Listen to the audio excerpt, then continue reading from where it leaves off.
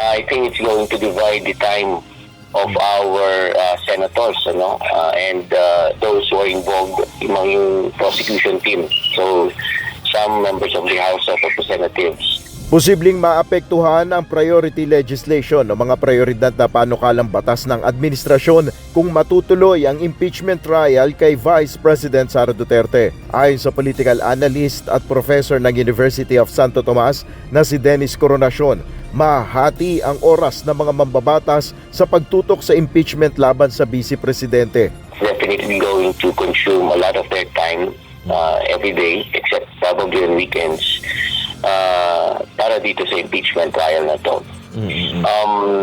So sayang kung may mga priority bills tayo, wag naman sana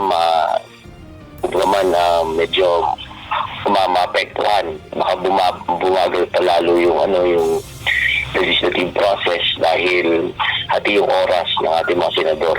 Wala ring katiyakan kung ano ang magiging epekto sa ekonomiya ng impeachment. Yung posibleng impact naman sa ekonomiya natin, maaari lang ito magkaroon ng impact if there is a negative impact, if there is a perception, public perception, potential Investors.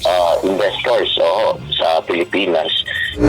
Sa kabila naman ito, para kay Professor Coronacion, hindi magiging masama ang imahe ng Pilipinas kung umusad man ang impeachment trial. Sa halip, mas magiging positibo ang pananaw ng international community sa nangyayari sa bansa.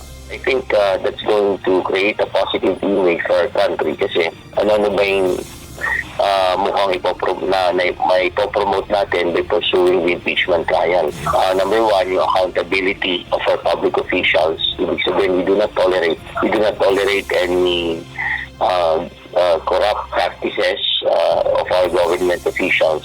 Tapos, pwede na rin natin matigil yung tinatawag na culture of impunity. Kung ba man tinotolerate lang natin, hinahayaan natin yung mga kamalian ng ating mga public officials. Mismo si Pangulong Marcos Jr. ay hindi nababahala sa maaaring maging epekto sa ekonomiya ng impeachment laban kay Vice President Duterte. Ito ay kung magpapatuloy ang mga plano at estratehiya ng pamahalaan ukol sa pamumuhunan at ilang reforma. Nel Maribuco, UNTV News and Rescue. Diyos ang aming sandigan, serbisyo publiko ang aming pinaalagahan.